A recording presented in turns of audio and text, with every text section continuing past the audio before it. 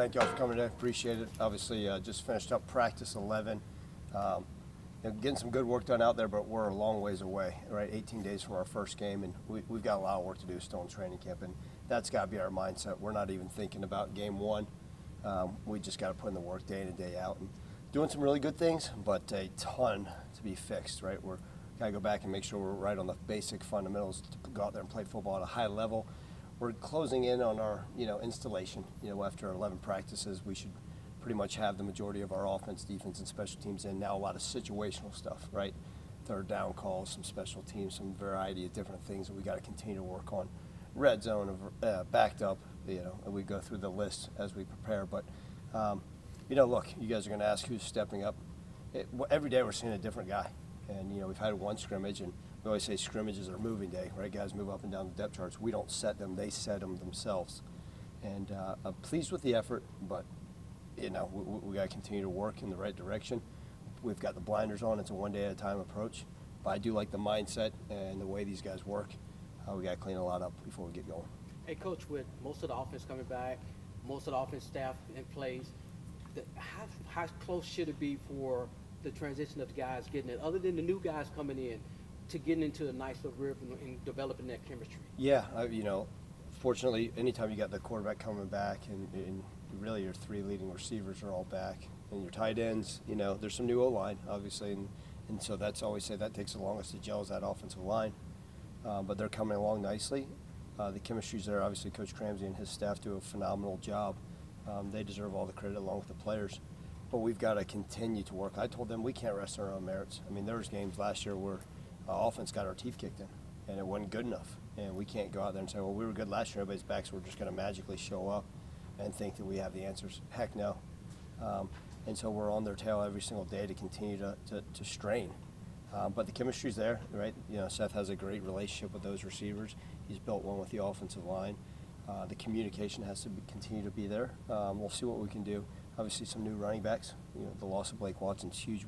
I think people sometimes tend to forget he was a first-team all-conference running back. And you lose that, and everybody says, "Oh, you guys were good." Well, you got to get guys healthy, but they know they're capable. It's certainly nice to have a lot of them back, but we haven't proved anything in the 2024 season yet. How are your defensive secondary? Just how are they coming along and filling in on the installs now? Yeah, that's the biggest thing. Right? So many guys, new faces in the secondary. I bet you, Frank, I know you know the roster, but it'd be hard to name every single one of those guys in the secondary. A lot of new faces, but they've done a nice job, and kudos to the defensive staff. They've made sure, right? And one of the things that's so unique is OTAs that have occurred in college football, right? You're allowed 10, and so a lot of this summer with some of the installation, a lot of these guys do a great job taking home their iPads and studying the film and finding ways. We talk to our guys all the time. We can only get so many hours with you in the building. What else are you doing? And if you want to be average, fine. Just do what we do in the building, go home, and we'll be a 6-6 football club, and people won't be very happy. And we challenge those defensive backs, especially like, guys, there's a lot on your plate and a lot to learn. And so what are you doing? Are you coming up and meet with your coaches extra? Are you watching film at night? Are you watching the practices before we have an opportunity to go over it with you?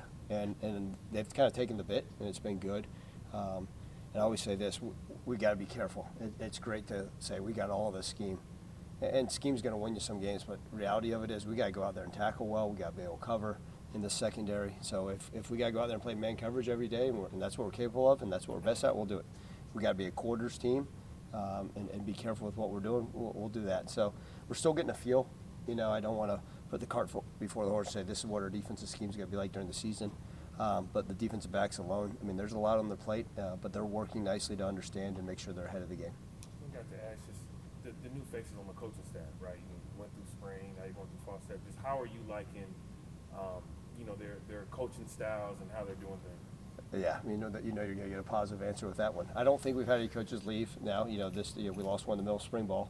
I think it'd be hard if we lost one in the middle of training camp. But no, man, it's absolutely phenomenal staff. I am so fortunate that we got a bunch of coaches that love these kids, pouring to them, that love Memphis, that are going to work the right way. And so the chemistry on the staff, we talked about it amongst the players, has been absolutely phenomenal. I always said the one bad apple is probably me, right? Like I've got to make sure that we're rowing in the same direction, and they've done a phenomenal job. The new coaches have fit right in. The players have bought into it. It's great. There's this wonderful relationship between coach to coach, coach to player, and player to player. And that's hard because this day and age, with the amount of staff turnover there is, the amount of transfer, guys that turn over on the roster, is how do you build that camaraderie, right? How do you build that trust, that relationship, that bonding? Well, that's one of those things we work on in training camp. It's not just all the time X's and O's, right? What else can we do? We've done some group bonding. You guys have heard me preseason talk about the accountability partners and getting to know each other. And the staff's doing the same, right? When you're sitting in a room and you're shoulder to shoulder with a guy for 16 hours, a day, you get to know them pretty well. And I couldn't be more pleased with our staff. But what I love about them as well is they got a growth mindset. And so if there's something I need done from them or correct them on, or things that we can improve upon, all right, what do we got to do? And they're just like our players, and they want to get better every single day. And it's been a lot of fun to work with them. Going back to how do you kind of keep things fresh, because you're still a week and a half till the game week practices start, and I know these are the middle couple of weeks where it can kind of be a little bit of a grind. I know you brought in some speakers and stuff, but how do you manage the we've got to work, but you don't want to get monotonous? Yeah, I think that's one of those keys is, as the college football schedules change, right, it's different from back in the day, right, when it was 2 days, much less these guys wouldn't believe 3 days.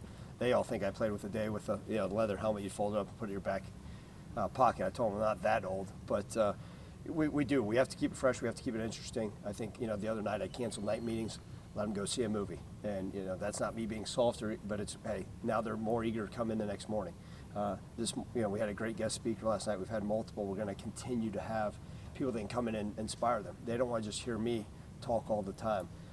We've had different things like group bonding, like we said, out here in the indoor. We've got more activities we're going to do. We're going to go to Lebanon on Friday, which is, believe it or not, that's one of the best bonding things we do. And not only is it great for us and a tremendous privilege for us to be out in the community at such a special place, but those things all make the difference, right? And then, it's okay to have fun. I tell them all the time, it's going to be a grind, but this morning at, I believe it was 5:15 this morning, we inflated the gigantic double basketball hoop deal, put it out in the driveway. And, poor women's soccer was out there, and our strength coaches had their sleeves cut off, and we got basketballs going up, and you couldn't go in the building unless you made a basket. And we had the music blaring. But, man, if that doesn't put a smile on your face to start the day, you got to love it. And we tell our guys all the time, it's going to be difficult. But if you love it, and this is your passion to play this game, are you kidding me? What a better thing to do than come and grind with your brothers. And so does it get monotonous? Sure, but we've got to get that done. And we try to change it up and try to enjoy it and be competitive and whatever it takes, right? Today we're out there playing some ZZ Top, which was good for me. I don't know how much some players enjoy, right? Tomorrow will be Pooh Shiesty. So whatever the heck it takes to get them going. But with all that being said, it's fun to some of these motivational stuff, but that lasts about 5 minutes. And so can we go out there and be disciplined and the heat and go out there and work, and that's the bottom line. But they understand it. We try to find that right mix. Going back to the scrimmage, what'd you like, what'd you not like? Jonah, I like the fact that our guys are high energy. I like the fact that the communication was pretty decent there. Too many penalties, and that's uncommon for a Memphis football team. We're one of the least penalized teams in college football over the last 5 years, and I take a lot of pride in that, and I think it's important. We had some conference officials here, and that's not us. And, it was interesting. Someone sent me a Matt Rule blurb where he stopped in the middle of scrimmage and ripped into their tails and said, this ain't good enough. And then I kind of do the same here. Tell them we can't have these to be our goals. We can't have our own expectations, our own standards here of excellence, and go out there and perform the what way and do stupid penalties. And so our guys understand it. And that's what I love about this group, Jonah, is okay, what do we need to do to get fixed? Whereas in the years past, I can't always say that was the answer, and these guys have bought into it. So I'm seeing a lot of that. We're seeing a lot of young guys that are stepping up. I don't know how many. It's so hard to play as a true freshman, but it's been fun to watch some guys go out there and step up. Guys are doing some really good things. P.J. Lucas, the transfer from Indiana. We're seeing Greg Desiree, I won't say his name correctly, from UMass, the transfer running back. DeRosier is what I was told. There you go. You got it. You have a fancier tongue than me. I just mumble, and I'm from the South. We're getting to see guys that are stepping up. And Brady Cluse is a true freshman wide receiver that was here this spring that's doing some great things. So it's fun to watch some guys step up. Some other guys got to play better. And we're very frank with them and say, look, this isn't good enough. And they understand that. But that was the first scrimmage. We're going to scrimmage again this next Saturday, hopefully at the stadium, right? We may be wearing hard hats and helmets, so all the coaching staff may be wearing hard hats over their deals, their radios, but we'll see. Again, like I said, we're not even close to being where we need to be, and But like I told them, I said, good news is we got 18 days. Bad news is we got 18 days. So let's have a sense of urgency, and I think they understand that, and we got to continue to get better every single day in everything we do, from meetings to walkthroughs to practice. This might tie in, but we talked about in the spring, we talked about the helmet mics. Have you gone forward with that, and did you use them in the scrimmage? Yeah, so it's what they're calling C2P, which is coach to player. Okay, and you're allowed. You guys have read about it a little bit, I'm sure.